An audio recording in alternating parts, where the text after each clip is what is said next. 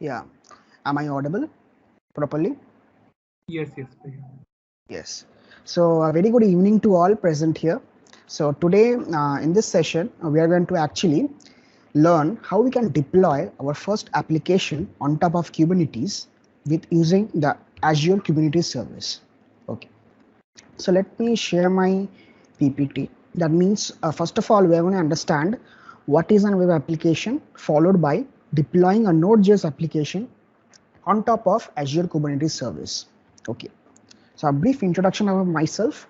So I am Avik. I am currently in my final year at KIT University, Bhubaneswar. So I am a DevOps engineer at HighRadius Technologies. I am also a beta Microsoft student ambassador, and I am an open source contributor to the Cloud Native Technologies. So you can reach out to me from this link tree ID, and also you can visit my profile to see and contact me. So moving on, the overview of the session. Briefly, I have stated what are steps we are going to take in this session. So first of all, we are going to understand what is the meaning of web application, followed by the traditional approach of developing web applications and the challenges in the traditional approach. Then we are going to understand how to overcome those challenges with the help of containerization technologies and also understand its benefits, followed by a brief introduction to Docker and Dockerfile. Then we are going to understand the meaning of microservices, and finally we will get inside understanding what is the need of Kubernetes for managing Docker and also the basics of Kubernetes. And at last we are going to jump for a hands-on for deploying a Node.js application on top of Azure Kubernetes service. Okay, so let's then start with our first question, that is, what do you mean by a web application? Okay, so we always hear this term web application, but what does it mean? So let's understand with some diagrams.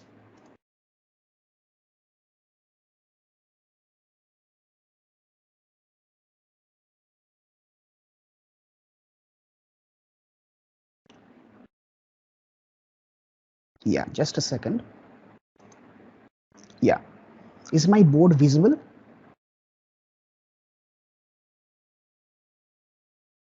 Hello? Yes, yes, Priya. Yeah, so actually our question is, what is a web application?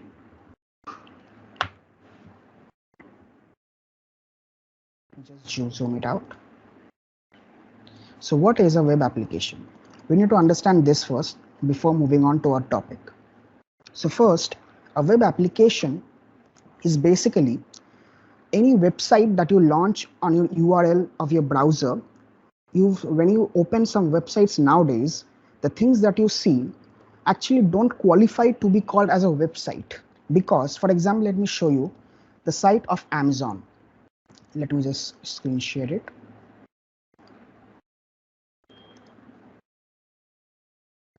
Yeah, so you can see the Amazon website here. So in this website, basically we call it website, but it's actually a web application. I'm going to tell you why. Because in this, you can call it an application for now. So in this application, we can see we can actually do a multiple things. For example, we have the cart section from where we can see what are the items we are buying. Also, each and every product will get its own page, and most importantly, Amazon has a recommendation engine running behind it that will actually recommend you the products on the basis of which you can actually buy a similar kinds of products in the future. So all these things are happening together when you're just opening an URL on the website called amazon.in. So if you need to understand that this kind of complex applications can't be installed in a normal website native way. That means when you're talking about a website, that means it contains only static pages. For example, it will be made up of CSS and HTML. But we are trying to make a website like Amazon. It's not possible to actually make using only HTML, CSS, and a little bit of JavaScript. We need a proper frameworks. We need proper technologies to support the different features Amazon will provide us, and also most importantly the security aspects, which is not available in normal websites. So for that, a web application, let me again show you my board. Yeah, so for that, our applications our web applications are basically made up of multiple things. For example, first of all, there are basically three important things that make up the modern day web applications. Can just, is my board visible properly?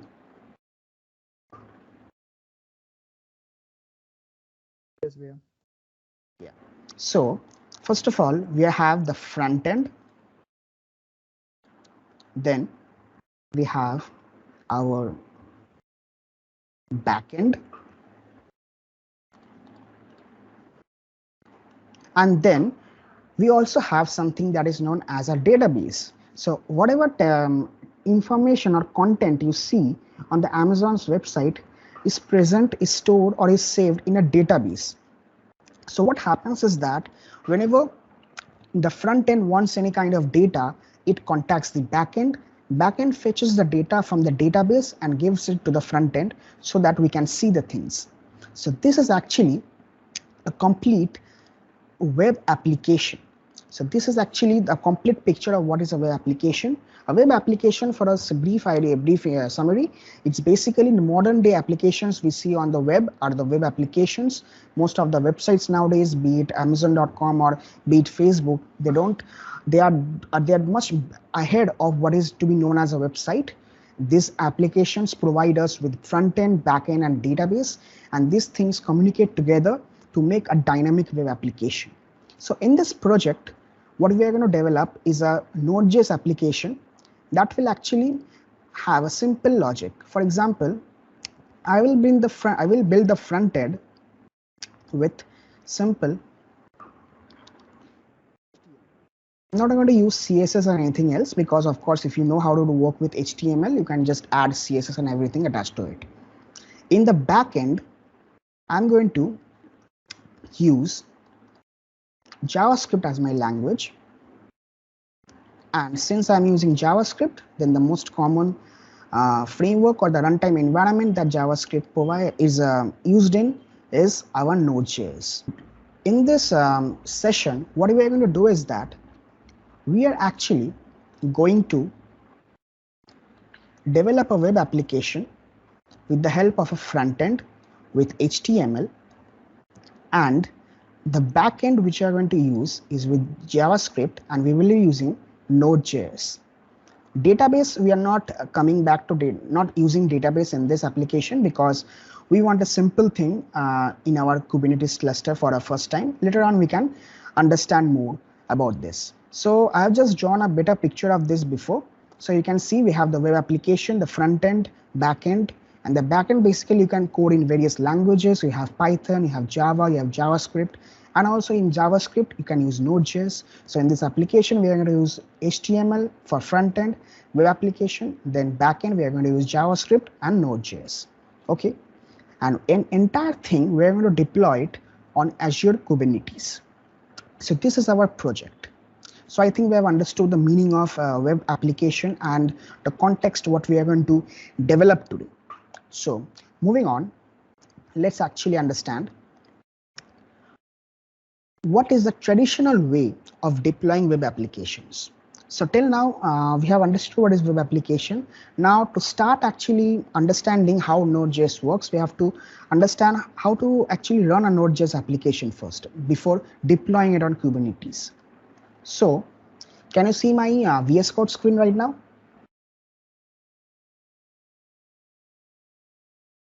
Yes. Yeah.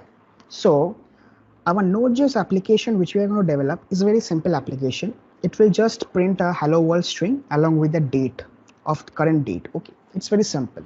So a basic Node.js application will contain only two files, that is a package.json and an app.js.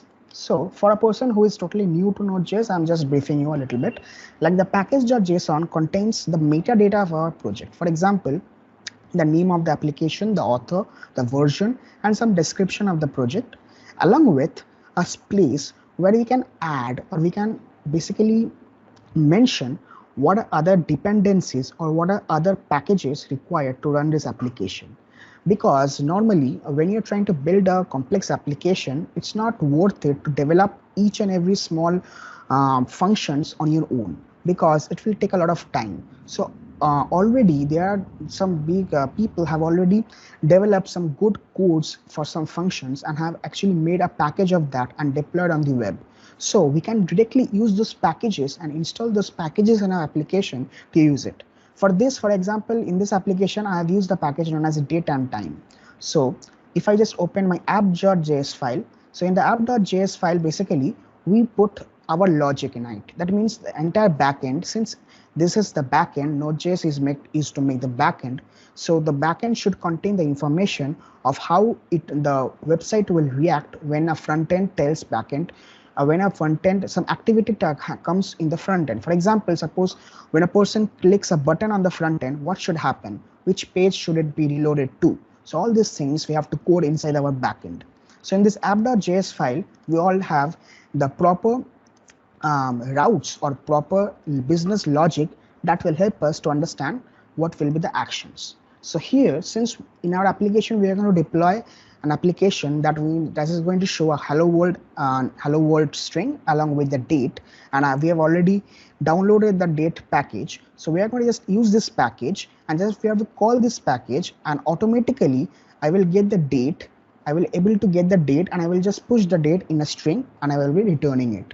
So as you can see, I didn't have to actually code how to get the date from my system and then write in a proper format or do anything else. I just call this function that I just downloaded. You can call it a package. I downloaded this package. I installed this package, and this package provided me with a function known as for date.format, and in that format I placed what format do I need, and I got the exact format of my date string. So that's very simple. So like this, basically we are able to launch a proper server that actually can return this hello world information along with the date string. So for that, we just need package.json and app.js file. So we have understood actually now what this Node application does. So a brief, let us first run and see what are the steps that is required to run our Node.js application first in our own system. That's very important first of all. So let me just run it and check. So in my terminal, the command that I will be using first of all is to install the npm packages. That means the packages that I had listed here, like that date and time package. So this package will be downloaded from a particular place. So that place is known as a registry, or in Node.js term, it is known as an npm registry. So to install packages from the npm registry, you just have to type this command npm install. Then automatically you will see this date time packages will be downloaded and will be installed, will be available in the local place where all my code is there. So you can see a folder known as node module. So in the node modules folder, you will find this date and time package installed here. Now after downloading the package, now I can easily run my application. I will just type node mod, and you can see my application runs. Yeah, so as my application is running on localhost 3000, so if I just type localhost 3000 here, I'll find the application. Hello everyone, it's Saturday, December 11, 2021.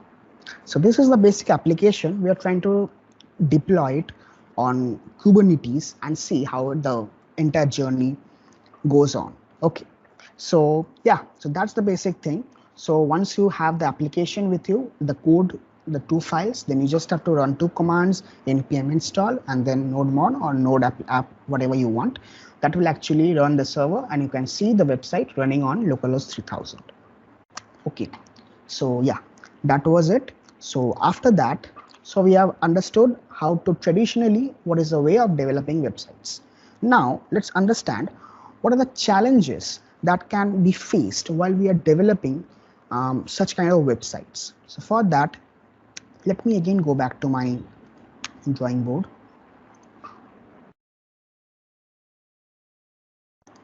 Yeah. So suppose, let me just show you from this diagram, which I have already drawn before. Let me clear something. We will come back one by one. Yeah. Okay. So let's make it more clear. Yeah, suppose you're trying to develop a web application with help of your friend. Okay, so you and your friend are both developing a web application, and thing is that you have your name is A and your friend's name is B. Okay, so in your laptop you have a Node application installed and you have completed 70% of your application. Okay, now you want the rest of your application be completed by B. Okay, so what you do is that you transfer those package.json and the app.js file, basically these two files, you transfer from this A's laptop, you transfer it to the B's laptop. Okay, so after transferring to the B's laptop, then what does B do? B installs Node.js, and inside Node.js, B again runs those commands like npm install and node app.js to run the application in B's laptop, and then B proceeds with developing the 30% of the application again. Okay, so this is the normal way, or the you may say the ideal way of how the process should go on. But let's think of a situation where when B uh, gets this package.json and the app.js file from A, and B tries to download the packages. So suppose you can see in this package.json, let me just draw the arrow again. So in this package.json file, we have the list of all the packages that is required to run the application. And suppose one of the packages is name of the package is package A. Okay, let's name a package A.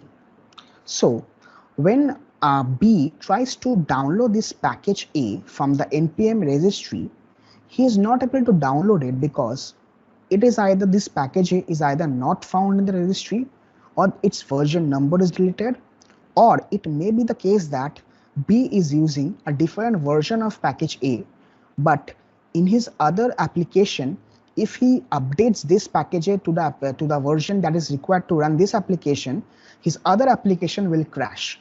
So B can't actually destroy his other applications in just running this application in his system. For example, let me just tell you, like for example, package A, for running this application, package A needs a version number 1.3. Okay, it needs a version number, suppose it needs a version number 1.3. But B in his laptop, he has the package A, the same package, but with the version number 2.7. Okay, so now if B basically updates his package 2.7 with the package A of 1.3, he will be able to run the application A had sent to it, but his other applications that require package A of version 2.7 won't be running. But if you already have developed in Node.js, then you might think that we all have these packages installed in our local folders. So try to think of this package to be a global package. Okay, so if you know Node.js, think like this is to be a global package. So as you know, a computer, you can mostly have a single version of a global package. So suppose package A is a global package.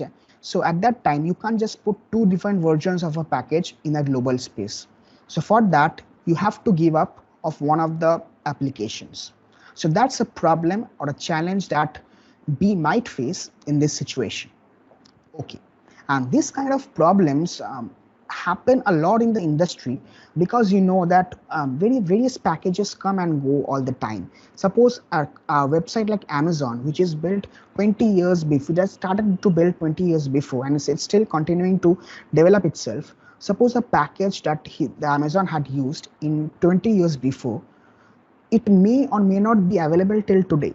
But suppose if the package is not available today, so you may think that the website should crash, but it doesn't, because Amazon already has packaged the required packages to run those applications together, and it doesn't need always to download those package every time when it needs to run this application, unlike the traditional approach we just learned up here. Okay, so what's the solution behind it? So what is the solution that can actually overcome this kind of challenge? So that thing is that, again, let me come back to my presentation. We have more traditional approach, challenges, and how to overcome these challenges. That is by a containerization. Okay, so this is from where we are actually starting our journey of the Kubernetes. Okay, so first of all, before jumping to Kubernetes, we need to understand what do you mean by containerization. And after understanding this, then only we can move forward. So again, for understanding this, let's again get back to our board. So yeah, so this is the board. Yeah. So again, the containerization part, I have actually drawn a small picture before so that it will be easier for me to explain. So let me just push it a little bit this side. Sorry for that.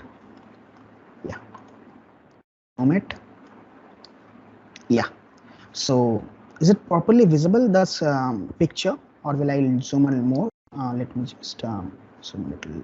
Is it properly visible? Yeah, it's visible. Yeah. So first of all, let me just remove this. This is not required. Let me just zoom it here only. Yeah.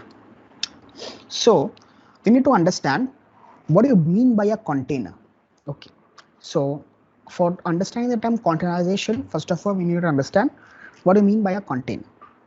So first of all,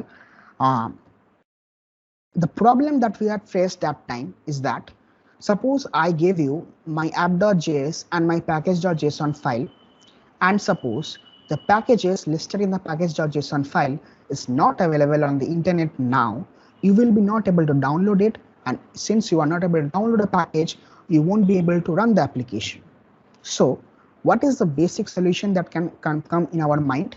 That is, can we combine the application code, that is the app.js and a package.json, with the packages required to run this application together in a small container. Okay, like if I want to if I can actually store both my application along with the packages that my application requires to run together in a container, then whenever the application will need a package, it doesn't have to always download from the internet. It will already find it present or installed inside that container, so it will be just using those from the container itself. So the main solution, or the basically the raw solution to this, is that we can actually package our application code along with the packages required for the running this application together in a small container, and then deploy or move this container to my friend, or give this container to my friend, and my friend will actually run this container in his computer, and he will be able to run my application inside this container without again downloading the packages. Okay, so since I'm already packaging my packages along with the application code in a container and sending it to my friend, he doesn't need to again download it from the internet and install it. Okay, so like this, the problems that he might face if the package is not present on the internet goes off. And even suppose if the package, as the another problem was that the package number problems. Suppose this application requires a package number of 1.3 while he already has in his system 2.7, but still, since this package is installed in a container and this container is isolated from the operating system in which he is running basically, so this package will not override or will not basically cause any problem to the package that has been installed, the version of the package that has been installed in his computer.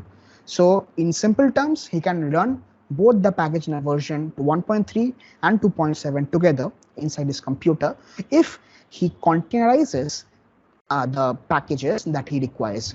Okay, so that is the scene. So now let's understand what is this diagram about. So this diagram is basically the internal structure of the container. That means we are just telling every time, like in the container we will be placing our application along with the packages together, and we will be saving that container and then transferring this container to the persons whom we want to send. But how is the container made of? Okay, so the basic thing or the common thing I wanted to say is that the container initially has actually an operating system. So you might think that yeah, it's first time, if you just hear this first time, you might not believe it, but it's true that a container is actually an operating system. But this operating system is a very minimalistic operating system. That means the GUI part or the graphical user interface part are removed, and all the other non-essential packages are removed, and only this, the operating system, for example, Ubuntu operating system, that is mostly a 4 GB, is compressed by removing all the unnecessary things and compressed to a size of less than 1 GB. So like that, we can able to install a compressed version of that Ubuntu base image inside our container. So the operating system that can be installed in a container only has the CLI access. That means via the CLI, you can control that operating system, but you will not have a GUI access. But still, if you want to have a graphical user interface access, you can get it. There are defined ways. We will come up to that later on in other sessions. But mostly when you are installing or when you are working with containers, you need to understand that inside those containers, first there is an operating system, and this operating system has been modified just so that we can use only the CLI version, nothing else. Okay, that's why it is more compact or more miniaturized. Okay, and also to be told, there are various type versions of the operating system available. For example, in Python, for example, suppose you want to Ubuntu. So suppose you have multiple versions of the operating system or multiple names of the operating system, like you have Ubuntu full. That means or the base Ubuntu. That means our entire Ubuntu will be present apart from this GUI, of course. But suppose and that is mostly around 900 MB. But suppose you want the Ubuntu system, but you can only have 500 MB of basically the container size. Then still you have some versions of that image known as the Ubuntu Slim or Ubuntu Alpine. You can find it. There are various other images also. I don't want to again focus on that. But if the thing is that suppose the image that you are finding right now is more than 1 GB, then there will be some images that will be less than 500 MB also in a special name that is known as Alpine Slim or any other names. Okay, so that's the thing. So till now we have understood that in a container we have the operating system installed, and that operating system is a basic operating system. So inside that operating system we install our Node.js, first of all the Node.js runtime, and inside the Node.js runtime we copy the codes from outside of the container to the inside of the container. Okay, so after installing Node.js in the container, which has already been installed with Ubuntu, we pull in the application codes, and then after making all this, after pulling the application codes inside the container, we can actually build this container with a single command. And after building this container, we can actually push it on any Docker Hub image, Docker Hub place, or any other container registries from where some other person can download. So in this case, let me just show you again. So the problem that here, this problem can be overcome. No, okay. So let me just draw it here. So now the scene is that, let me just draw it here. Yeah. So now after containerizing application, now suppose this is A's computer and this is B's computer. So what does it happen is that this is the container. So this is the Node.js container A has developed. This is Node.js container A has developed. So this is basically A's computer, and this A has developed this container. So after developing this container, A will just transfer this container, or let me just put it together. Yeah, A will transfer this container to B's computer, and then when B will just run this container in his computer, he will be able to run the application or this Hello World application without installing any other packages or anything else. Okay, so the other thing is that other way he can do is that rather than sending directly to A, directly to B, A can actually, there is some place that I have already told you, like a container registry. Okay, a container registry, you can think it of like a GitHub for containers. Okay, like you can push whatever containers you have built into this registry so that any other person from the world can download this container. So what will happen is that A will just upload this container, or let me just draw it here. A will just upload this container to this container registry, and then B will actually go into the container registry, search this container, Node.js container from there, and will then download it. So let me write here. B downloads the container from the registry and installs it. Okay, so now it doesn't have to actually go physically and give the container to B. So it can just push it to the container registry, and from the container registry we can just download and install it. Okay, so that's very simple.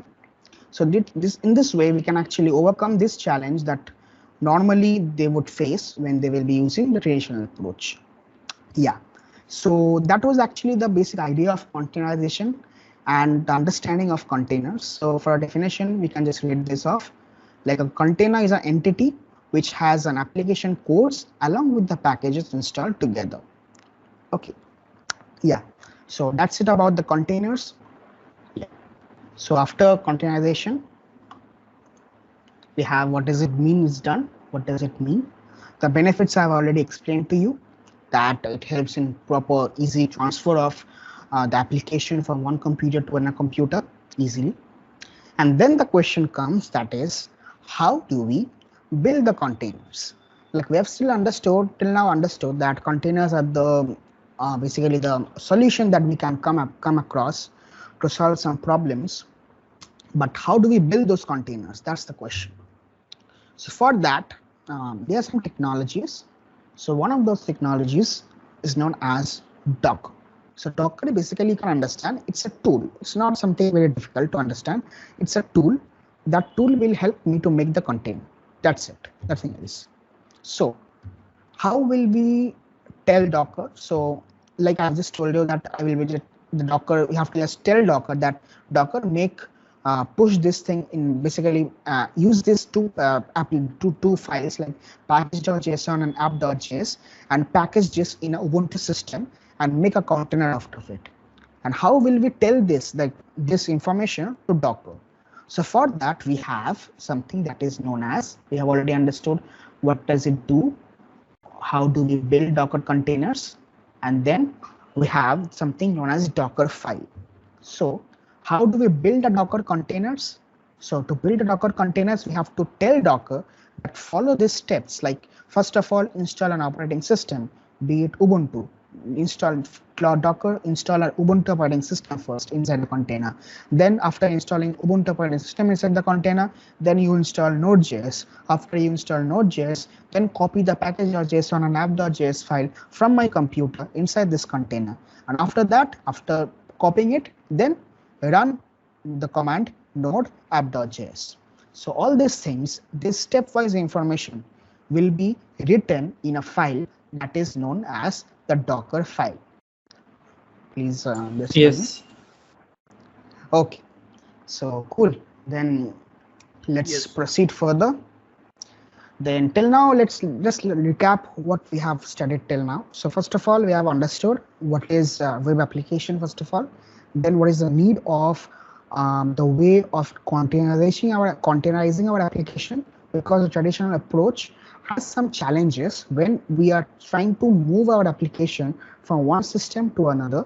That mostly happens in corporate environments, because obviously when you're working in a team, you can't develop the entire thing. You will be developing half of the things or some parts, and then you will be you're deploying or transferring this to somebody else who will be completing the rest of the parts. So the challenges that I have already talked about is a very common thing in industries. So the solution is for containerizing our application and making a container of our application, and then transferring those containers to the team members, so the team members can actually run with a single command by deploying that container in the system. Okay, so that's all. So make the containers, we have used Docker. There are other tools also like Podman, Rocket, other tools also available. But since I've told you, Docker was the first company to be the pioneer in this field. So most of the industries have actually moved on with Docker, since Docker is being from 2013 onwards. Okay. So yeah, to write the Docker, to tell Docker what steps to follow, we will be writing Docker files.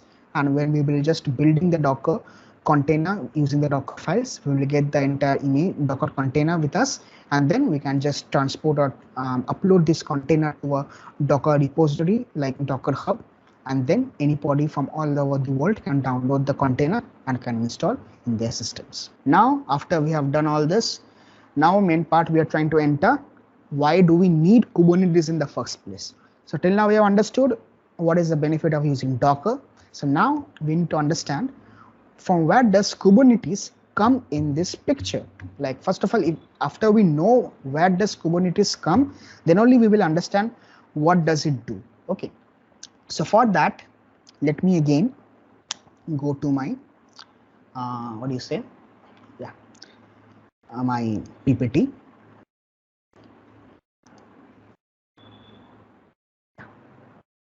So next we need to understand what do you mean by microservices. Okay, so have anyone heard this term microservices till now?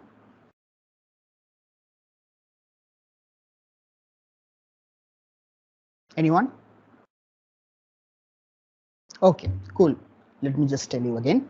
So it's not a very complex thing. Okay, to understand Kubernetes, the need of Kubernetes, we need to understand first of all what do you mean by microservices, but it's not a very complex thing yet. Let me tell you, explain you first of all. So normally when you're trying to develop any application, I am sure most of you have at least developed some kind of application till now. Like it can be a C program, or it can be a Node.js application, or any kind of web applications, or any kind of normal what do you say, programs also. So your main the structure of your code is that you place all your entire code in a single place, like in a single folder. For example, in my case also, as we have seen, I have two files, that is app.js and what do you say, and that package.json, and I have placed in a single folder. Okay, so most of us, when you're trying to develop any application initially in our initial learning phase, we try to actually place entire application in a single folder and run everything with a single command. Okay, you're understanding? Like suppose you want to make a Node.js blog site, okay, blogging website, or any shopping websites using Node.js, you will be mostly coding everything in a single folder, and then with in a single server basically, and then running the Node application, and the entire application is run. Okay, that's the common way. This way is known as monolithic architecture. So this architecture where you place all your code in a single place, not segregated, in a single place, when you store everything together in a single folder, or in GitHub when you push it in a single repository, if you store everything, then that kind of architecture is known as monolithic architecture. Like a monolith mono means single, that means singly, everything has been packed together in a single folder, in a single repository, and is present there, and it's run in it's run from that single folder itself. Okay, so that's the common way. Now what do you mean by microservices here? So instead of, again, now first let's understand what is the problem you can face when you're trying to develop in this approach of monolithic architecture. So again, let me just show that Amazon screen.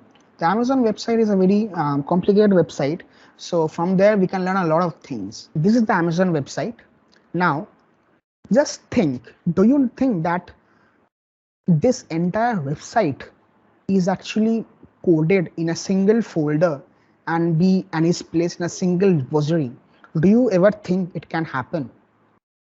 Please tell, do you think that this entire application is present in a single folder like we normally do?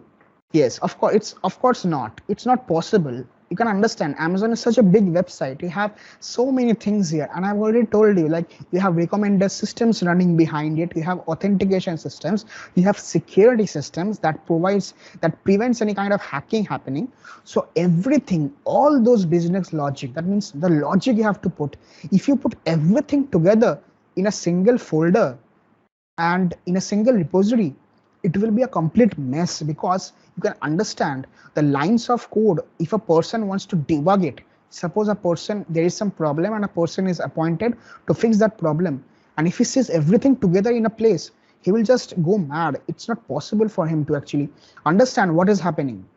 So the thing is that normally when you're trying to develop a big application, it's normally suggested that you follow the microservice architecture. So what do you mean by microservice architecture? Simple. Rather than storing everything together in a same folder, just break it down. Simple. Just break your entire code base into multiple small parts and then work on those parts together. For example, let me just show you. Just tell you from here only. Suppose in this website, you see this cart section. Suppose this cart section is separated from the entire system, entire website, and is stored in a separate repository or a separate folder. Then again, the clothing section is separated from this entire in the other codes and placed in other folder. So like that, you can understand if I separate each of the features or each of the features of this application and store in separate folders, and then with the help of proper APIs. I think most of you should know what we mean by APIs, or if you don't know, APIs are basically application programming interface. Basically, in short, it helps you to communicate between two phones. It's like a telephone, okay? Telephone line, you can call it a telephone line, so that information can be sent from one place to another place, okay? So like that, if you break the application, a big application like Amazon, into small chunks and place it in different repositories or different folders and have APIs connecting each of these things together, then you can also run this entire website properly. So since these small parts can communicate with each other easily and with the help of APIs, you won't face any problem when you're trying to actually run this application as a whole. Okay, so the basic idea is that if you want to follow the microservice architecture, you have to break your entire code base into multiple segments and deploy these segments or store these segments in different areas, different folders, and run different servers for running those segments. And then via the APIs, these segments will communicate between themselves. Okay, so that's the basic idea of microservices. So breaking a code base into multiple small parts and then making them communicate each other with the help of APIs. So till now we have understood what do you mean by microservices. Now also we have understood the benefits of microservice. So if not, let me again tell you. Suppose, as I've told you, this cart section is made a separate microservice, while this fashion section has been made a separate microservice. Suppose tomorrow there is some problem in this cart section, or I want some more feature. I want to add some more features in this cart section. Okay, I want to add some more features, like I want to give a 10% off to everyone who shops more than 1,000. Okay, so I want to add this logic in this cart section.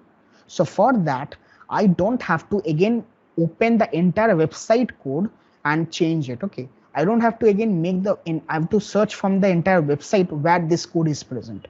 I will directly go to the place where this cart microservice is stored. Okay, I will go in the direct folder where I have placed the logic behind this cart microservice, and in that folder I will change the logic and then I will again run it. Okay, so it's simple. I don't have to again go and find where is my cart from all these places, because you can understand this, it may be a 10,000 lines of code, but if I know that this cart is present in a single folder, then I will just go to that folder and just edit it. I don't have to again search from a single place where there are 10,000 lines of code. Okay, so you're understanding what is the benefit of using microservice architecture rather than actually using monolithic kind of architecture. So is it understand? Is it properly understandable? Please respond once. Yes. Okay, so that's clear. So after clearing this concept of architecture, microservice architecture, then you can have a little bit idea, like how can you actually fit the concept of containers in this when you are developing microservice architecture. Are you finding a relation between this? For example, suppose when I'm creating a microservice, can I actually containerize those microservice together? That means, can I just place, suppose when I'm developing this Amazon website and when I'm segregating this cart in a separate folder, can I actually containerize this cart section in a single container? And also in the others part also, when I'm actually making the microservices, can I actually containerize those microservices and then use them rather than directly making it in folders? Like previously I told you, we are actually segregating it and storing in different folders on different repositories. So instead of storing in different repositories or folders, can we just actually store this microservice and place it inside a container?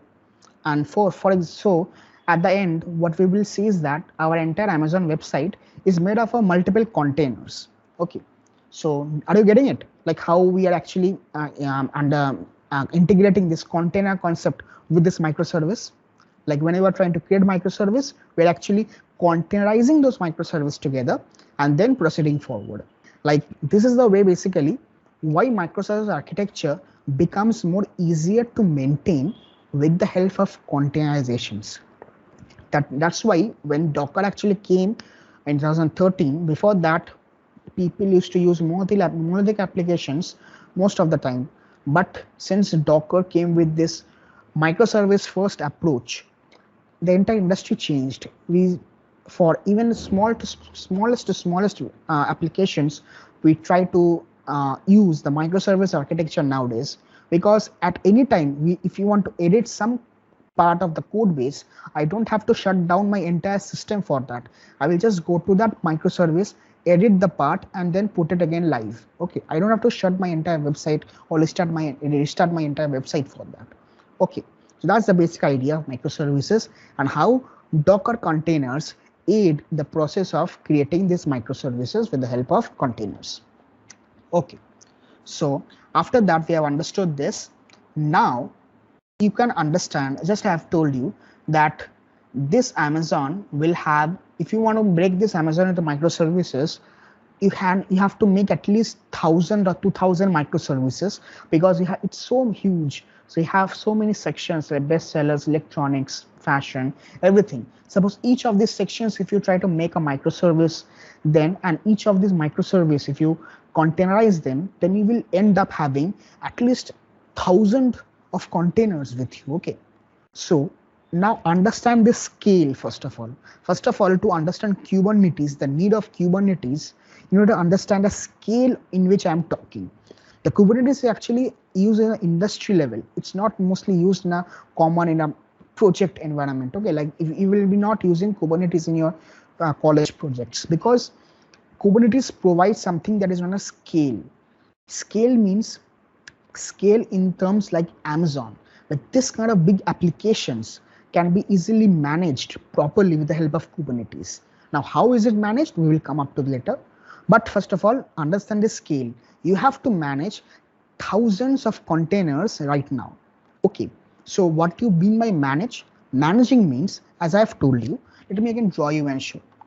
So suppose I've told you this is my Amazon website. Amazon website. Okay, let me just zoom it. Yeah, Amazon website. And in the Amazon website, we are having multiple microservices here. Let me just copy and paste it here. Again, paste it here. Again, paste it here. And again, paste it here. Yeah, suppose in this Amazon website, we have actually broken this entire Amazon website into 5 microservices, and then with the help of containerization, we have actually containerized these microservices in small containers. So now we have these containers. Let me just draw it quickly. Yeah, so surround these microservices are now actually containerized into small containers. Okay, so let me write it here also for further. So these are all containers. So and inside this are the microservices. Zoom it out again. So these are the microservices, and these are, sorry, okay, you got it. Yeah, these are the containers. So we have containers, and inside the containers we have the microservices. So like this, basically we have 5 containers, and in each of these containers we are having microservices running.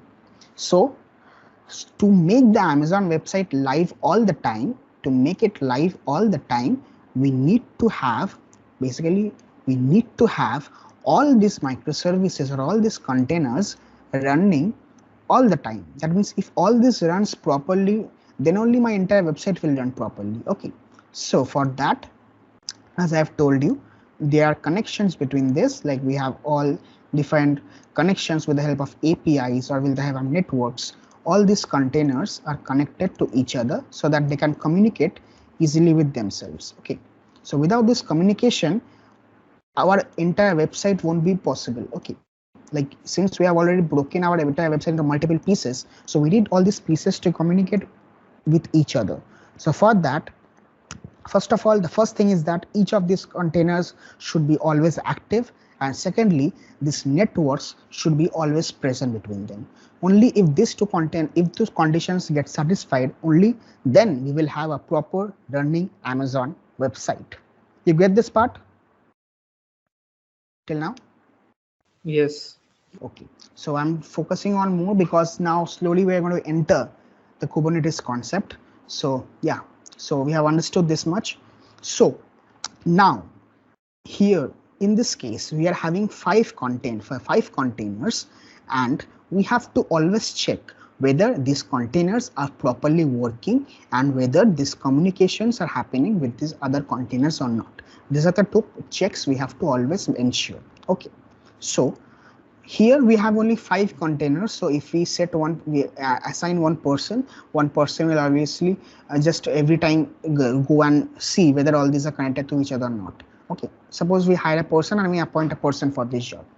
But suppose, as I've told you, Amazon website is made up of thousands of containers. So instead of 5, if you have thousands of containers, and if you have someone sitting who is actually looking whether all these containers are properly working or not, and seeing whether all the containers communications are proper or not, would he be able to do his job? First of all, it's not possible for him, first of all. Okay, because when you're working with thousands containers, it won't be possible enough to check each and every container each and every time to see which container is not performing well and again restarting those containers. Okay, it's not possible.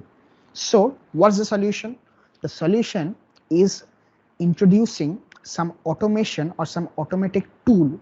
That tool will take that will actually take the responsibility of ensuring all my containers are properly running, and also the communications are happening between those containers in a proper way. So I need an automation or an automated tool for that, and that tool is the Kubernetes. Okay, so now you're understanding actually where does Kubernetes set in this point. So Kubernetes is a tool through which we are able to manage a massive amount of containers with a single dashboard. Like a single web dashboard, I will be able to see even thousands of containers, the health, basically the health of thousands of containers, and I will be ensured that if some container fail, then Kubernetes will restart those containers, and if still it doesn't restart, if the condition doesn't some condition is not successful even after restart, then Kubernetes will stop that container and replace that container with a new container on its own. And also one more task is that, suppose in an Amazon website, suppose during the time of sale, you know, there is high traffic. So at that traffic, a single container cannot take too much of load. So Kubernetes will understand this problem, and Kubernetes will automatically create duplicate of a single container so that the traffic will be divided into multiple containers, reducing the load of each container. So all this managerial task is done by Kubernetes. So in a short form, Kubernetes is known as an orchestration tool. Like in orchestra, you have seen all the instruments, like the bunch of instruments, the similar instruments are played together. So there is some person who's actually waving the some sticks or some rods or some sticks basically, and following those sticks basically everyone else, every other basically the musicians actually play the music. In a similar way, Kubernetes is the main person here. So Kubernetes actually tells the containers how to perform, which container to shut down, and everything Kubernetes handles on its own. So till now, have you understood the work of Kubernetes and why is Kubernetes needed in this application?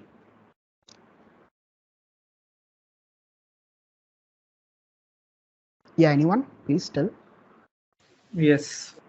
And any kind of doubts you're having till now, like any kind of doubts? Like, have you understood properly? Like, you have understood properly the use of Kubernetes? So we have actually talked about this one. We have understood till now. We have understood what do you mean by microservices, then what is the benefit of containerizing those microservices, and from where Kubernetes come into the picture. And what the Kubernetes does is that it actually manages thousands of containers together, so that a normal person is relieved from that manual task, okay, of checking each and every container and seeing whether the container is properly working or not. It's a very manual process, okay. So yeah, that's it basically about Kubernetes, the main idea of why do we need Kubernetes. Now, we have already come across, we have spent a lot of time here right now in Kubernetes. Now, the last part of our session before we start our hands-on is to understand the basics of Kubernetes. Okay, so in this session, I'm not going to deep dive too much in Kubernetes in the theory part because it will make you bored. Okay, because Kubernetes is a very large topic. You have multiple certifications, especially for Kubernetes, and these certifications mostly cost around 30,000 rupees. So you can understand how complex should the technology be. So it's not possible for me actually to deliver each and everything together in this seminar, in this workshop basically. So I'm going to actually focus on the things that is required to complete our job, that is deploy our first application on Kubernetes. So in this field, whatever topic knowledge is required from Kubernetes perspective, I'm going to give you right now. Okay. So the most important thing is that I'm going to just I'm going to tell you the basic terminologies of Kubernetes first of all. And using those terminologies only, we will be able to complete our task. We don't need to go into too much of theory right now. We will just understanding some of the basic terminologies and also understanding how does normal Kubernetes work in a simple way. Okay. So for that, let me just again draw something. Okay. So before that, let me just tell you once more, like Kubernetes is not a tool that is only installed in a single computer. Okay, so you can of course install Kubernetes in a single computer nowadays with the help of some tools like Minikube, but normally Kubernetes is something that actually needs or that actually requires multiple computers together. Basically, it requires a cluster of computers together. Okay, so a Kubernetes can manage a cluster of computers together. So mostly you will hear the term as a Kubernetes cluster. So the why we call a Kubernetes cluster, because Kubernetes manages a cluster of computers together. So first of all, the first terminology we're going to come across is the concept of nodes. Okay, so let me just open that page. Till now, everything fine. Yeah, is everything fine till now? Now we are going to enter the deep dive into Kubernetes. So if you have any problem in between, just stop me and ask. Okay, because now is a very important thing. So microservice done, Kubernetes done. Yeah. So this diagram I'm going to show you a little bit later on. I'm not going to frighten you right now. First of all, let's understand these four terminologies. Okay, if we understand these four terminologies properly, we'll be able to deploy application on Kubernetes easily. Okay, so first of all, as I have told you, Kubernetes is basically you can understand. Let me just write it again. Yeah. So this thing what I have just drawn is that we have the Kubernetes And this Kubernetes, as I have told you, it manages multiple computers. So these are all basically computers. Okay, let me just zoom it here. This is computer A. This is the three things. We have a Kubernetes. The Kubernetes controls basically three computers here: computer A, computer B, computer C. Also, this Kubernetes is actually also running, or basically is also running in a computer. Okay, is also running in a separate computer. And let me just name this computer. So, is my screen visible properly? Yes, Bhaiya. Yeah, so this is our entire Kubernetes cluster. So in this Kubernetes cluster, we have a single main computer and we have multiple worker computers. So let's write here workers. Okay, so these are the worker computers. Okay, I got it. So,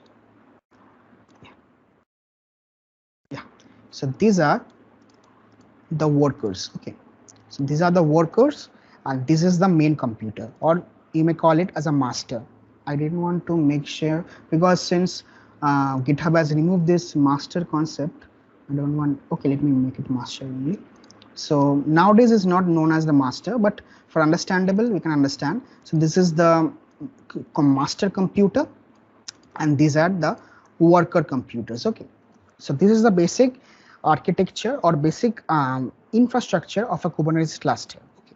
So now the important thing that I was talking about, the terminologies. So the first terminology that I wrote there was nodes. Okay, so let me write here also. Nodes. Yeah. So nodes. Okay. So what do you mean by nodes? First of all, let's understand. What does nodes mean? So in simple terms, in Kubernetes, each of these computers are known as nodes. Okay, so let me just write it here only. It's very simple. Nodes equal to computer. Okay, it's not very complicated here. Nodes are simple computers. In Kubernetes terms, this is not known as computers. So here, these are all known as nodes. So instead of computer, I will write here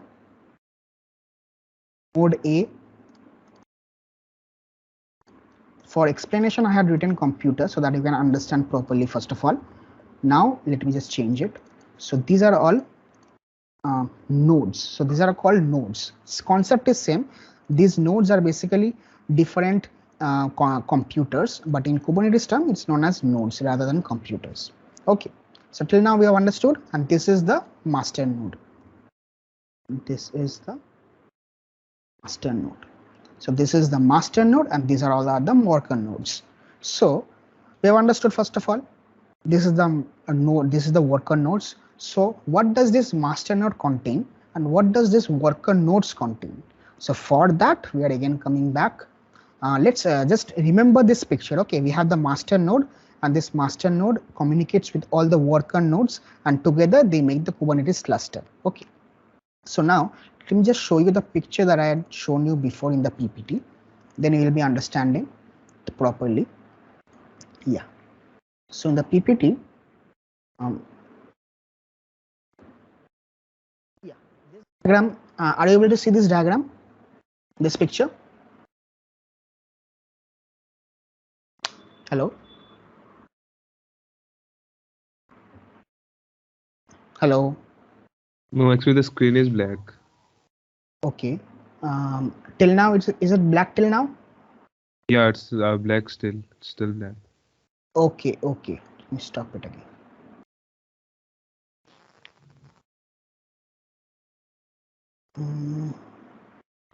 Now It's still black.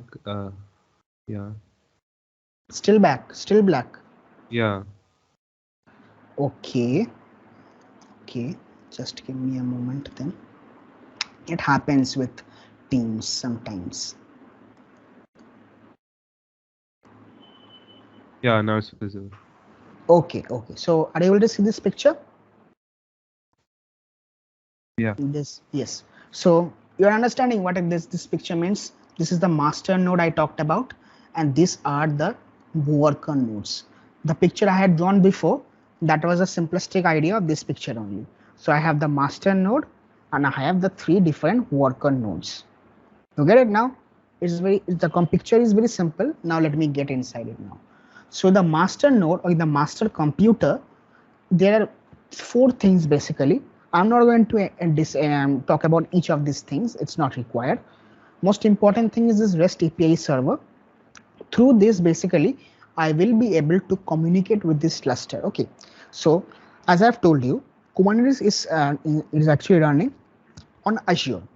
Now I need to actually communicate with that Kubernetes that is running on Azure. No. So for communicating, I need some APIs. Obviously, without APIs, how can I communicate?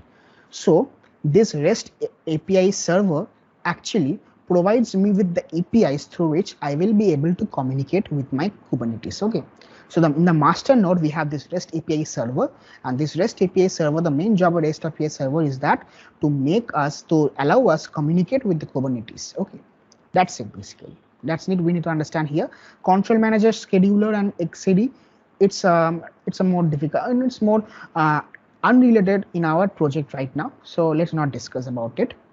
Then we come across what is present in the worker nodes. Like till now I have explained, in a master node we have these 4 things, out of which this is the important thing that helps us connect our computer with the Kubernetes cluster. Now let's understand what is present in the worker nodes. So in the worker nodes, basically we have 4 things, but most importantly is that we have the pods. Okay.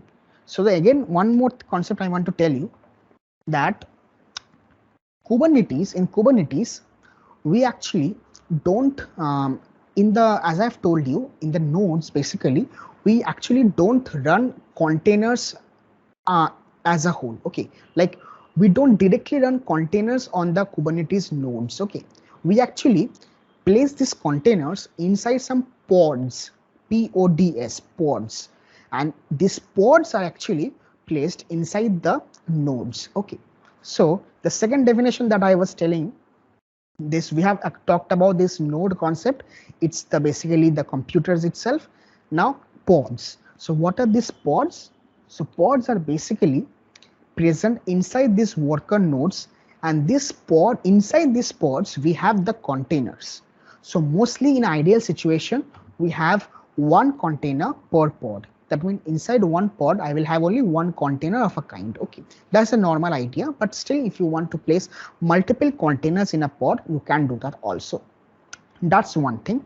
So pod is basically the smallest unit in Kubernetes. Like you have cells are the smallest unit in human body. The similar way, pod is the smallest unit in a Kubernetes cluster. So mostly when you are working with Kubernetes, you will be able to manage pods. You won't be able to manage the containers running inside those pods. Okay, but you don't need to worry about that. If you can manage the pods, automatically the containers inside that pod will be managed. Okay, so don't worry about that. So that is the thing I wanted to tell you. The second terminology, pods, means basically pods are the smallest unit in Kubernetes, and inside those pods we have our containers running, and these pods are placed inside the nodes that we have already seen in the worker nodes basically. So in the worker nodes we place these pods inside. So till now we have actually understood what do you mean by nodes. Nodes are basically computers. So when you're working with Kubernetes, we need a Kubernetes cluster, and in this cluster basically we have multiple nodes working together, and we have 2 types of nodes. One is a master node and one is the worker nodes. So master node is a single master node, while we have multiple worker nodes. So next we talked about pods. So pods are the basic units of Kubernetes. So these pods basically contains containers, and these pods are basically placed inside the worker nodes.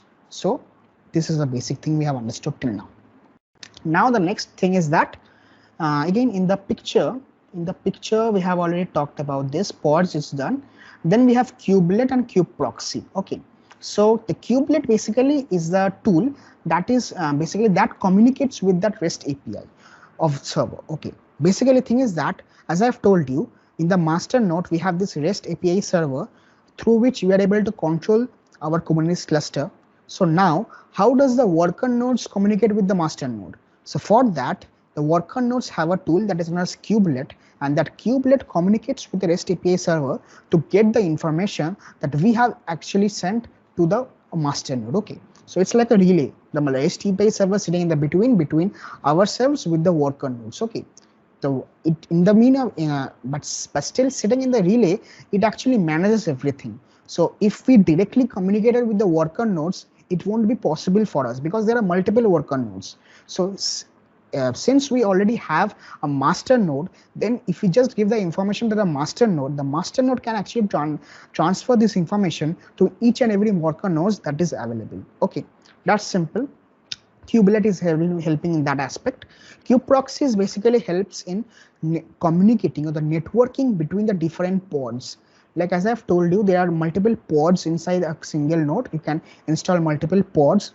So how the pods will communicate with each other, so those things are managed by the kubeproxy thing. And also how the pods will communicate with the outside environment. Okay, outside environment, that means internet. Everything will be managed by this kubeproxy.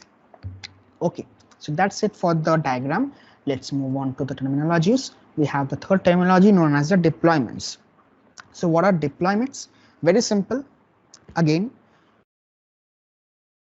when we are in this, come to this picture again. Let me share my picture.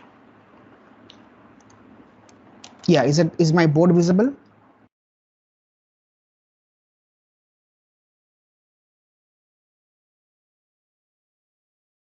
Yeah. Yeah, it's visible. Okay. Yes, it's visible. So now deployments. We are coming deployments. Let me write here right now. Yeah, here right. Deployments. You're going to understand what you mean by deployments. Okay. So deployments are basically are set of rules. Okay. So next two things, deployments and services are set of rules. Okay. So as I've told you, Kubernetes actually follows the instructions that we tell Kubernetes. For example, suppose we tell Kubernetes like keep my website live all the time. Okay, keep my website live all the time, and suppose my website crashes, automatically restart the pod so that my website doesn't have any kind of downtime. So for that we have to also give some rules, set some rules in Kubernetes. Okay, so one of the rules we set is regarding the pods. Okay, for example, let me draw again. So as I've told you, this is the node, and inside those nodes we have pods. Yeah, okay, so this is a pod, okay, that is running inside a node. So now let me just copy. Suppose there are two pods running in computer number A. So nodes are basically computers. So there are two different pods that are running in a single computer A. Okay, so now suppose I tell, and this pod is let me just name this pod. There are multiple pods, so this is pod A. Okay, now suppose I copy this again. Also there are two pods in everywhere. This also we have two pods, and this also we have two pods. Okay, so now I should now, if I want that my pod A should be present, there will be, I want my pod A will be present basically three pod A's should be present in my cluster. Okay, I want three pod A's to be present. This pod A may be our Node.js application. Okay, so if we want three containers of our Node.js application running inside this Kubernetes cluster, we will be telling this information with the help of this deployments rules. Okay, so why do we need three containers of same pods? First of all, because why do we need to run Node.js application in three different pods? Thing is that suppose due to some reasons pod A gets damaged. Okay, if pod A gets damaged, this pod A from node A gets damaged, then still I have this pod A and this pod A running. That means here also I have Node.js and here also Node.js running. Therefore, I can still access my application. Okay. Now, if this also dies, then still I have one more Node.js application running. So still I will be able to access my application. But suppose I only had single one. If I didn't have this, or suppose if I only have this right now, so if this dies, then I cannot access my application anymore because all the pods have died. So in that case, what Kubernetes will do is that Kubernetes will again relaunch this pod. That means first of all it will delete this pod. Let me just delete it by removing this signs only. So first of all, Kubernetes will delete the older pod and then restart a new pod A in the same place. Okay. So now what will happen? If I want to see my application, I can view my application. Okay. So this is the benefit of Kubernetes, that automatically Kubernetes can, if Kubernetes sees that there are no more pods left, all the pods have died, then Kubernetes will again relaunch those pods. Okay. This is a one fact of Kubernetes. Also, suppose if I have too many traffic, suppose 10,000 people are trying to access my Node.js application, then automatically, as I've told you, Kubernetes will create another instance of pod A so that my traffic will be distributed between these two pods. Okay. These are the things that these rules basically, like how many pods should be present initially, and how many pods should it automatically scale to in case of traffic. All these things we will be mentioning in this deployments.yml file. Okay, in this file we will be mentioning all these things. Coming back, the last thing was services. Services is the last terminology that I wanted to speak about before moving on to our hands-on activity. So what are services? Again, same concept, very similar concept. As I've already told you, like we have already developed these pods. Okay, we have already developed these pods right now. Now the pods are running well. Now we need these pods to communicate between themselves. For example, pod A, pod A is actually my Node.js application. Suppose my pod J is actually my Node.js application, Node.js app.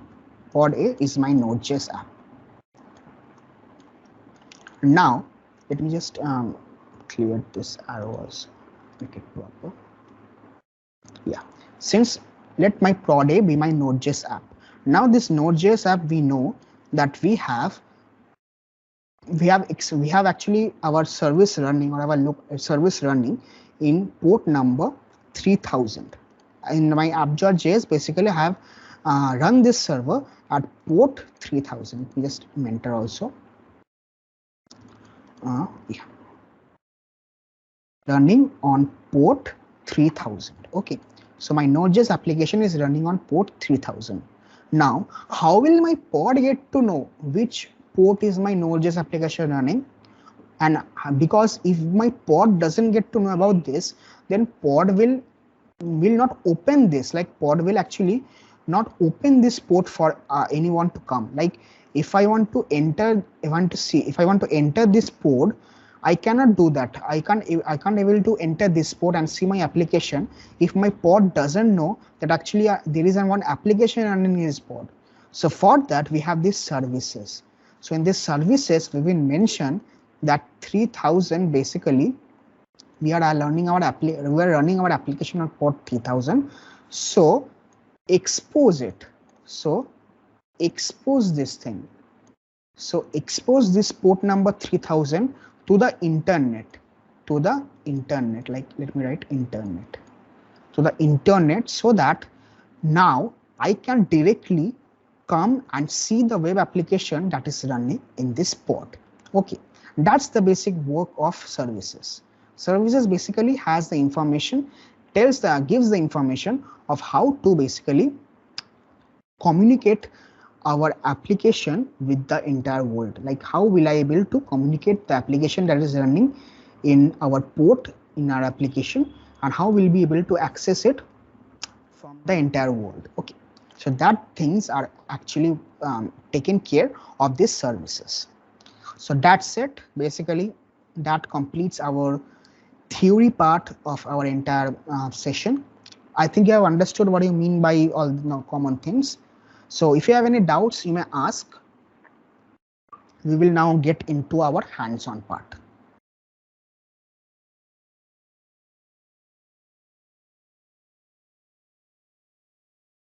Yeah. So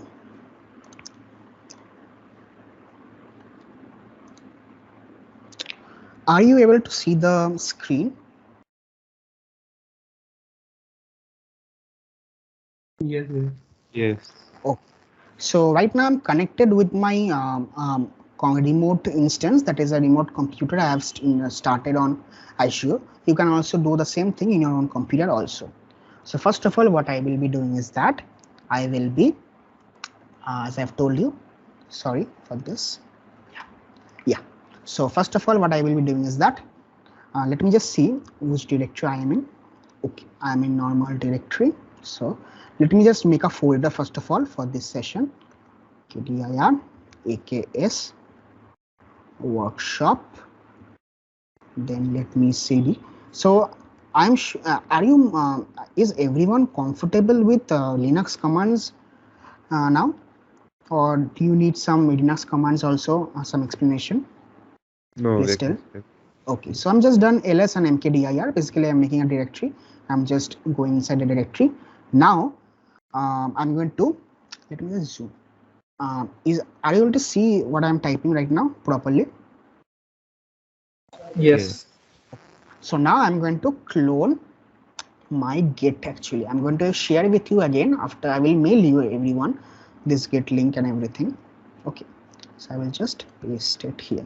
So this is basically the Git link that I have as my Node.js application. Okay, so this link, this GitHub repository has my basic Node.js application, and you can also download it from there and continue with the task. So first of all, I am cloning it. Okay, cloning done. So first step done. We have cloned it. We have this from Mozilla case workshop. We will again do a cd inside it.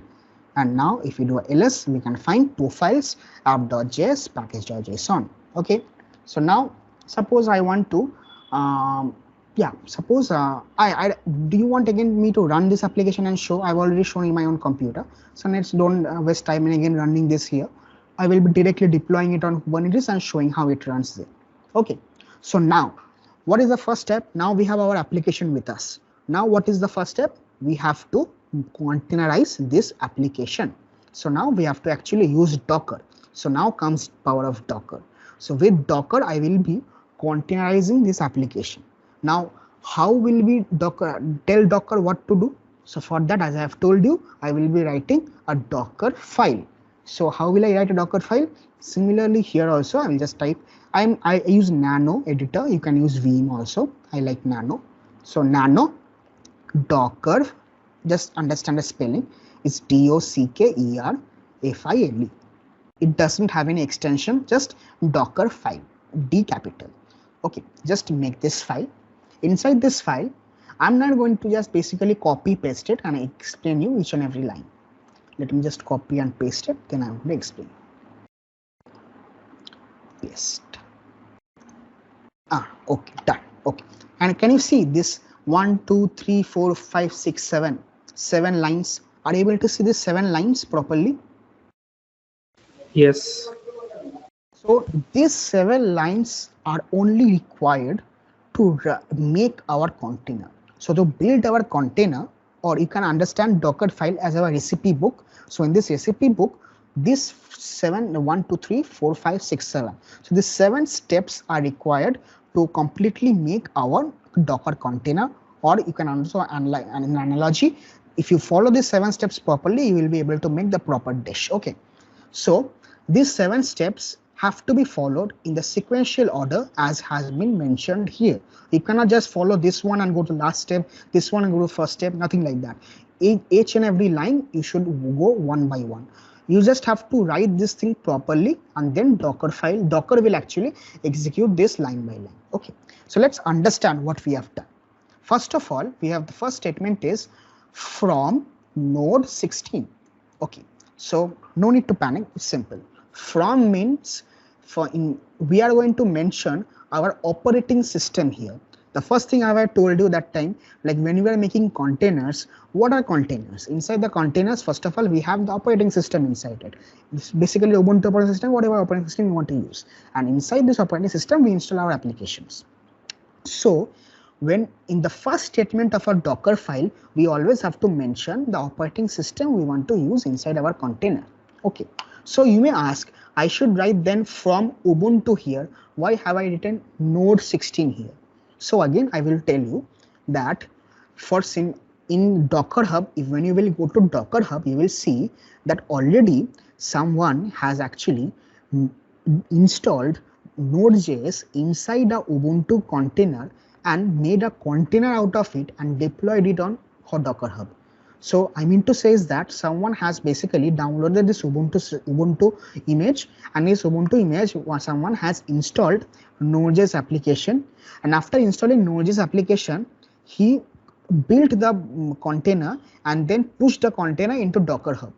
But he did not install any application inside that. Okay, he didn't push any application code, just he has installed Node.js. Okay, so now if I just pull that container from my Docker, from the Docker Hub, I don't have to again go and install Node.js. Okay, so basically if I write from node 16, that means there is a node 16 is an image. In this image basically we have Ubuntu system, and this Ubuntu system has been pre-installed with Node.js. So now I don't have to again install Node.js in my application in this Docker file. Okay, you getting it? Simplicity. Like suppose there is an image called Python. Suppose you want to develop a Python application, then you don't have to again download the Ubuntu image and again install Python into it. You will directly find a Python image available. So in that Python image already there is a Ubuntu, and inside that Ubuntu Python has been installed and kept there. Okay, it's simplicity. So I have directly downloaded an image that already contains a Node.js installed, not application, the Node.js runtime installed. Okay, fine. Next thing what I'm doing, I'm just making a folder, work directory. Work means work directory. I'm setting by making a folder called app and setting that app as my working directory. Then what I'm doing, the next thing what I've told you, that after you just make when you're trying to run your applications, first of all you have to install the packages, because without the packages we can't install our application. So for that we are copying the package.json file that actually contains the list of packages that is required to run our application. So we are copying that package.json file into this container. So you are seeing this package.json space dot and then slash. That means I am copying this package.json from my computer, that means from this instance, into this Docker file, into this Docker container. Okay, into this Docker container I am copying it. Okay, understood. Next I am running this command, simple run npm install. We also did it in our own command line also. Npm install installs this packages that has been written in this package.json file. Done. After installing these packages, now this command, copy space dot space dot, copy space dot space dot. What does this mean? This means copy everything from my compute, that folder in my computer, into the Docker image, Docker file, in this Docker container. That means what I have in this, I have basically the app.js and the app.js file. So I will copy that app.js file from my computer into this Docker image. Okay, now if I have multiple, why have put dot and not written up app.js directly in place of dot? Because sometimes because I can have multiple of those files. No, suppose I'm making a big application, so I can have app.js, routes.js, multiple files like that. So it's not possible for me to write each and every line, copy app.js into my container, copy routes.js into my container. So as a whole, if I just put dot and dot, that means copy everything in that folder into my container. Okay, simple. Copy everything that is present in that git folder into my container. Done, finish.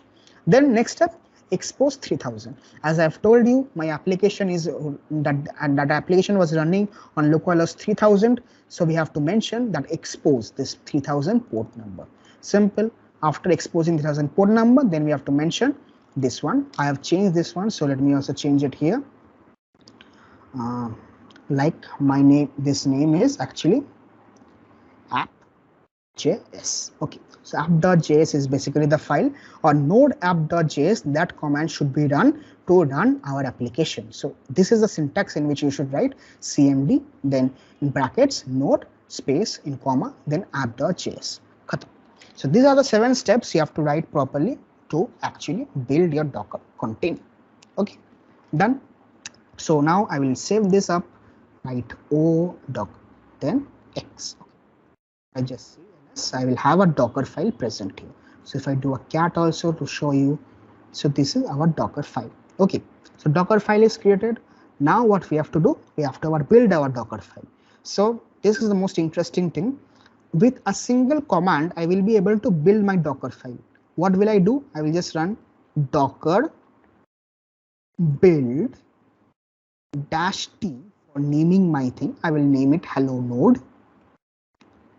node, and then press this dot. It means in this file, in this folder, it will search this Docker file, and automatically it will build from with the help of this Docker file. I don't have to even mention the Docker file here. If I just put dot, it will understand in this folder Docker file is already present. Okay, now I press just enter and see what happens. Do you see one thing? Let me see. Let it be successful, then I will be explaining. Yeah, so it has been successfully built. So I'm going to show you the logs here. So you are saying like step 1 of 7. I told you there are 7 steps, 1, 2, 3, 4, 5, 6, 7. So see, Docker executes things in stepwise order. So first of all, is executing step 1 of 7. That means from node 16 is executing this step, finished. Then step 2, work directory, finished. So like this, it completes all 4 steps, then downloads the npm install, then installs it, then again 5th step, copy, 6th step, expose, 7th step, cmd node application. Okay, so now my application, I know Docker container has been built. Now how will I cross check it whether I will build it or not? I will type this command docker images. So docker images, from if I type this command, I will find all the images that has been installed in my computer right now. So I am finding here hello node application that has been created 49 seconds ago, and can you see the size? It's 907 MB. Seeing like over when we downloaded this Node.js application, everything, the size of our container became 907 MB. Okay, so that's why I didn't want to install in my own computer, because it's very large. My computer doesn't have that much space left. So you can see when with the single command docker build, I'm able to build my container and it's present in my own computer. And to search it, just type docker images. On the top, you will get this one here. Done. So first step, building Docker container done. So now what we have to do, now the second step is that we have to push this Docker container to a registry. Like I just told you that time, Docker Hub. So what is Docker Hub? Docker is a place where we place all our Docker, we upload our Docker containers there. Now what we will do is that instead of placing a Docker container, we are going to use some alternative to Docker Hub. Okay, not Docker, we are not going to push it in Docker Hub, rather than we are going to push this container in a Azure Docker Hub. Like since we are trying to deploy our Kubernetes on Azure, so it will be better for us if we deploy this image instead of Docker Hub to our Azure container registry. Okay, all the major cloud providers, be it Amazon, be it AWS or Azure, have their own Docker Hub. Okay, so in Azure, this Docker Hub is known as ACR or Azure Container Registry, while in Amazon, in AWS, we have Elastic Container Registry. So benefit of using Docker Hub and benefit of using this Azure Container Registry over Docker Hub is that since Azure Container Registry is inside the Azure cloud environment, so the download and upload of the containers will be very fast. Okay, that's the basic idea. So now the step is that we have to,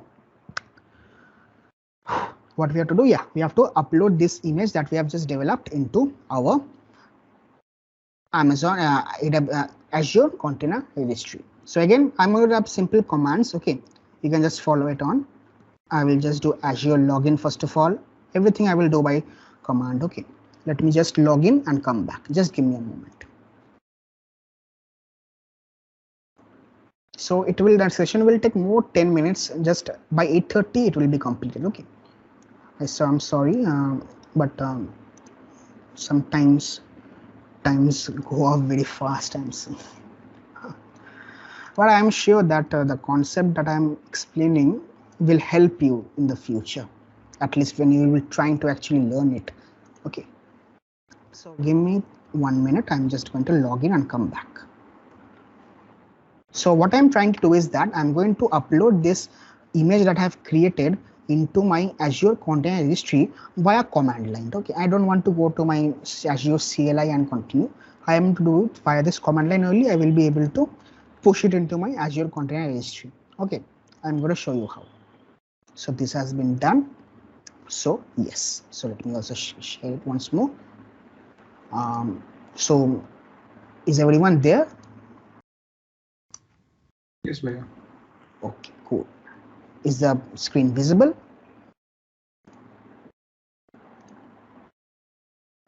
Yes, Bhaiya.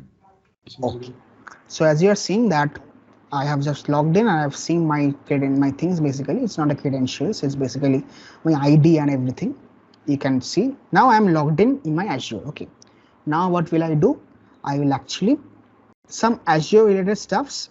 I'm not going to basically make you too much complicated. I'm just creating a resource group just basically to help me understand what I'm building.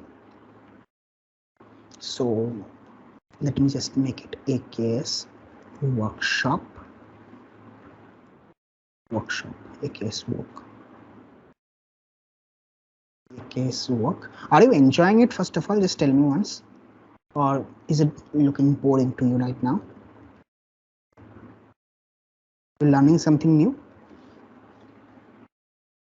Yeah, please tell. Hello. Yeah, it's very interesting. Yeah, it would be more interesting if we move on next time when we move on to the MongoDB part. Now basically I wanted to start off with a from scratch. That's why I'm basically doing with basic things. But don't worry, from next time in our next thing, it's going to be a more interesting. Okay, so basically I'm just these commands which I'm just applying here, I will be also sharing these commands with you later on. Okay, so don't worry about that. So let me just see once. First of all, what I've done, I've created my resource group that is named as AKS work RG. Then what I will do is that I will create a Azure container registry. So again, I have to change the resource group style. So it is AKS work RG. Okay, now the name I want to give this is container is AVK as I have already been given before. So I will write here AKS SCR. AKS SCR. Okay, AKS SCR is my name of my container registry. Cool. It's cool. Yeah, it's cool. Yeah, it's cool. That's it. Let me see. This tree is all okay. It's already been used. I think I should use my AKS Avik right. That was Avik AKS. Let me make it AKS Avik right now. Okay. Basically, thing is that the name of the repository of the basically the container repository should be very much unique. And by unique, I mean to say throughout the world it should be unique. So someone has already reserved AKS SCR as a repository name. So I was not able to use that name. So I have to change that name. So I have used my name itself in the name section. AKS Afik. Okay. Remember this. Okay. So thing has been created. My what do you say? My AKS Afik, and this thing has been created. Now what will I do? I will actually hello node. I will actually tag it. Now to push it to my AKS ACR that I have just built, I have to first tag it. Tagging basically again is a very simple concept. I'm going to rename it. Like first of all, I renamed my container as hello node, as you have seen. Let me also show you once more. See, my container name is now hello node, hello underscore node. Okay, hello underscore node. So Just give me a moment. Okay, 1 second, please. Just let me. I think there may be some problem with this kind of name. Like when you're trying to build, no, don't put underscore there.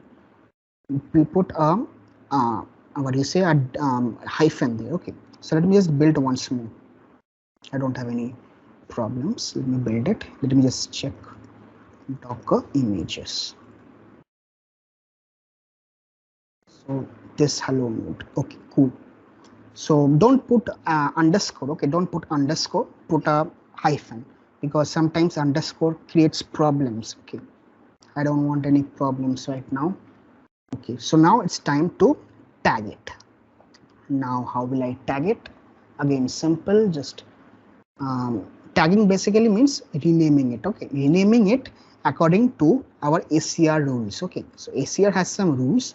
So in that rule, I have to rename my image. So the rules is that the name of my ACR should be written here, followed by Azure is basically the URL.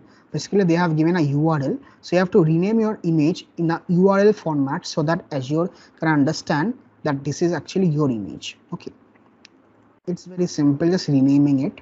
So hello node is our name, and this is AKS Avik is our ACR name. Okay, so hello node version 1. It's okay, it's done. Let me just tag it, and again let me just check it. Yeah, you can say I have again, basically tagging means the same thing. I've just renamed it to, instead of hello node, now I have renamed it to AKS Avik Azure ACR.io/hello node. Okay, it will be easier for ACR to understand right now. Then what I will do, I will just run the next command, that is log into my AKS, log into my ACR first. We log into my ACR. Okay, login succeeded. Now I will push it. Now the next thing that comes, that I have told you, after I have built my container, I have to push this container into the registry that I have just created. Okay, so how will I push it? Simple, Docker push. That's it. Docker push, not that's it. I have to just give the name also, which container to push. Just copy this one from here. Or I will tell before that, let's actually test it. Okay, let's test it by running it in our system and checking. Like for to run that container we have built, just we have to use this kind of syntax. Docker run it space 3000 colon 3000. Then just copy this name. Let me just run it and check so that okay, sorry. Okay. Sorry, let me just rename it, right.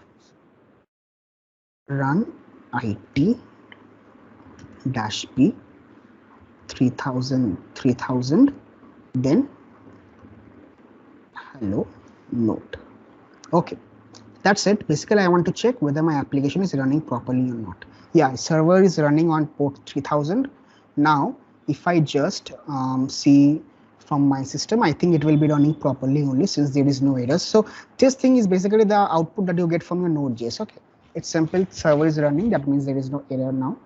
So let's continue forward. There is no error, that means our container has been built properly. Okay, so again I think there is a small issue, so let me duplicate it.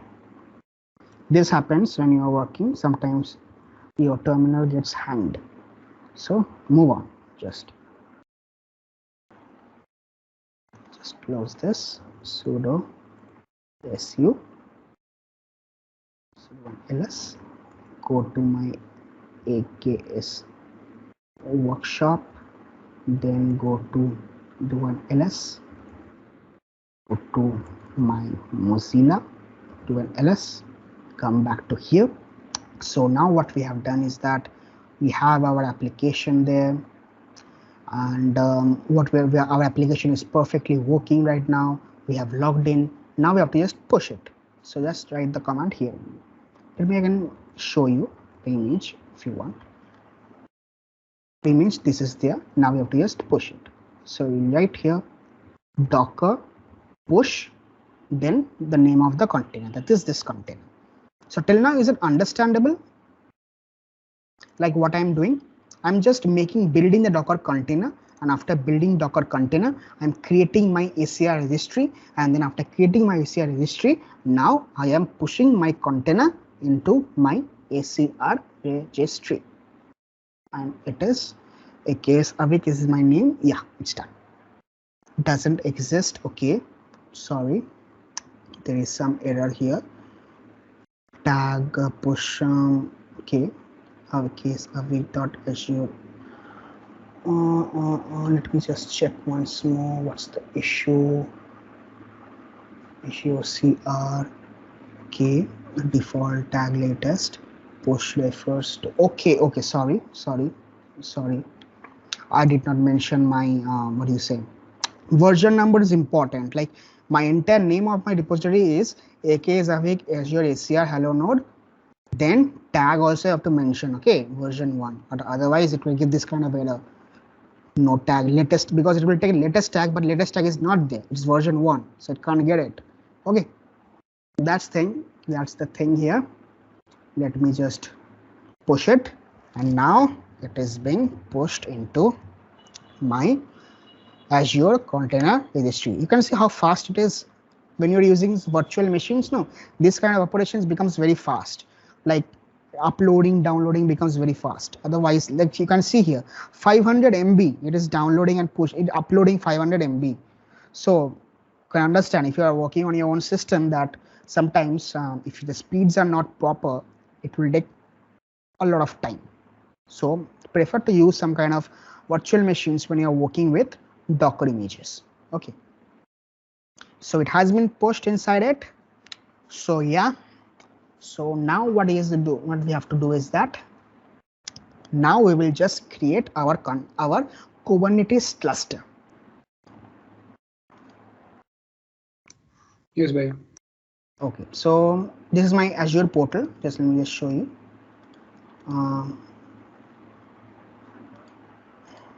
Yeah, this is my Azure portal. Just now I have created one container history. So let me show you that. I will just click container history here. I will find here AKS Avik created. So what is in this AKS Avik? In AKS Avik, I have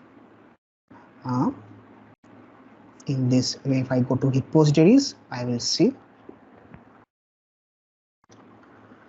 Hello Node created. Okay, that means I have been successfully able to push my container that I have built in my VM into ACR. Okay, so I have pushed into ACR.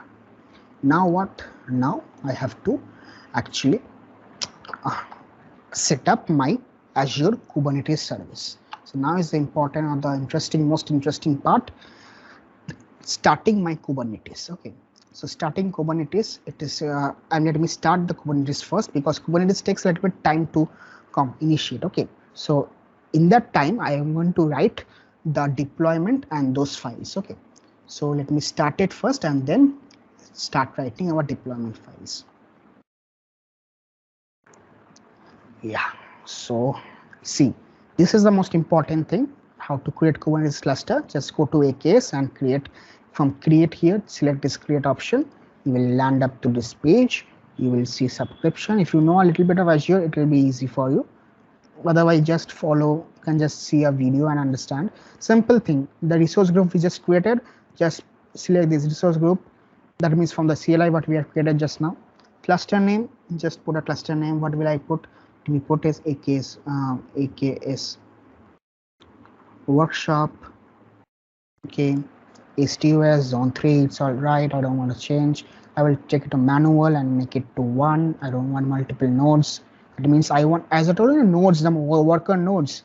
So here I don't want multiple nodes. I just want only one computer. Okay, so I have set my node count to 1.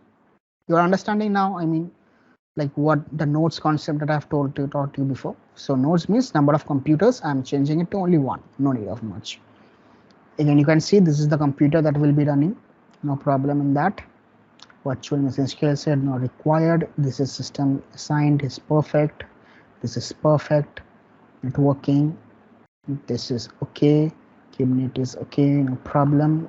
Then I will allow this HTTP routing, keep in mind checking this one. Okay. After that, it's all thing. Yeah, at last a VKK is now okay. That means what happened is that there's a bug in this application that does not list my thing here. So no problem, I will make it list. Just give me a second. It's a bug in this portal that it does not show every time. So 2 times you have to do and you can get it after that. Yes, workshop. This happens whenever when you are trying to actually use some portals. Now, like when I was working, I work with AWS also. Some kind of these problems arise. Like you will not find those problems normally, but when you are making some complex applications, like when I was actually working with autoscale, that ASGs or auto scaling groups in AWS, or in creating load balancers, at that time I faced some of portal problems. Like if I am clicking this button also, finally it is not able to clicking all, like all these UI problems. Okay, so it's common nowadays. Okay, so let me see if it is there or not right now. Okay, let's continue then. Okay, then these are all okay. I don't want name, I don't want, and then I'll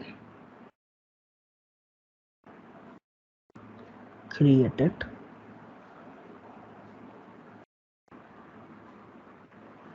Okay, so right now thing is that, okay, one thing like to deploy in Kubernetes, of course, no problem. Let me just create it right now. No problem. Let me just create button.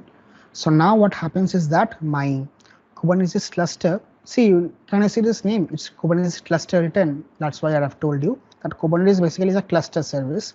So it creates a cluster. So now my cluster is starting to get built. Okay. So my cluster is building right now. So it will take time. It takes time, as you can understand. It has to start multiple things. So in that place, during that time, what we will do is that we will write some more files that is required to control that Kubernetes. So I have told you there are 2 files, deployments and services. These 2 I have taught you in the terminology section. So I have to actually write those files, write those actually deployment and what you say services file, so that I will be able to communicate or manage my Kubernetes cluster well for my application. So right now, where am I? I am here. So let me just clear my screen. So okay, so till now every one of part is done. So next part is coming right now. So I'll just do yeah, what will I do? mkdir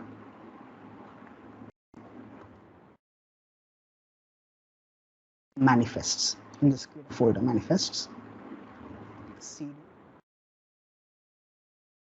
manifests folder. Now I'll create another file. What file will I create? I will create a deployments file. I've told you deployments, same thing. Nano. Okay. So now in this deployments file, I'm going to copy and paste some code. This code is very simple. You will again understand it. Most important thing is that you just have to mention these things properly. Okay, these things properly. If it's mentioned, that will work perfectly. Let me change all this. What I have named it.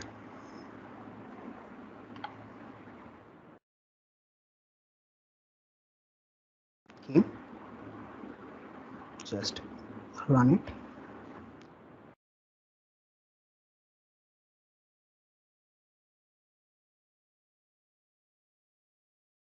Services file I'm creating.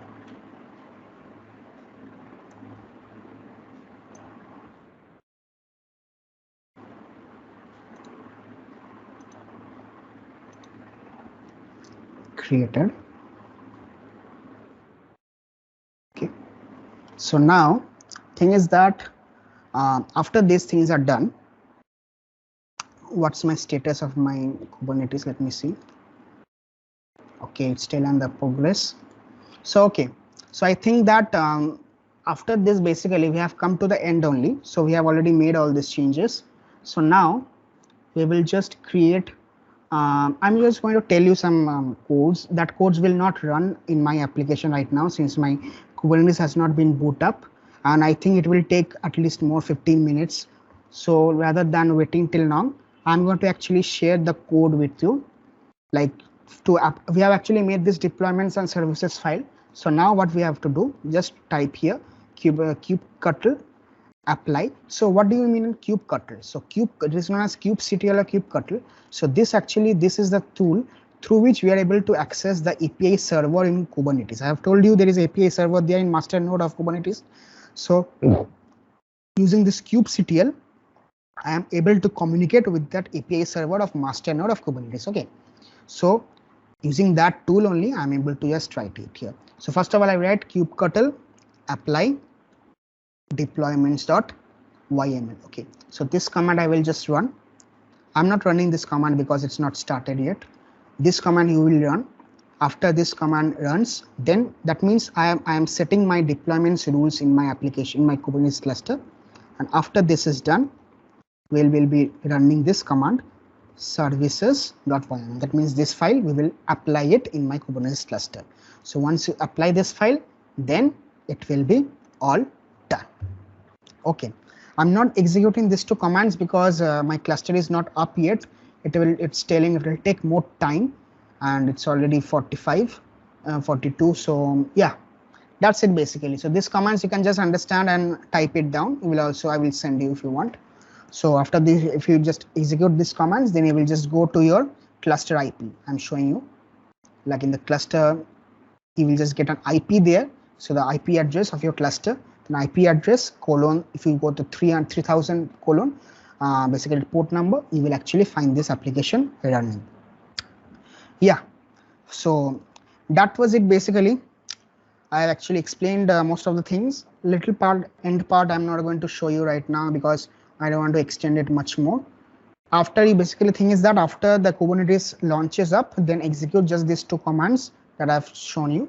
And once you execute these two commands automatically, after some time, you will see the IP address of the Kubernetes cluster along with the port number. You will see your application properly running. Okay, so that's it basically. That basically ends my presentation and my session.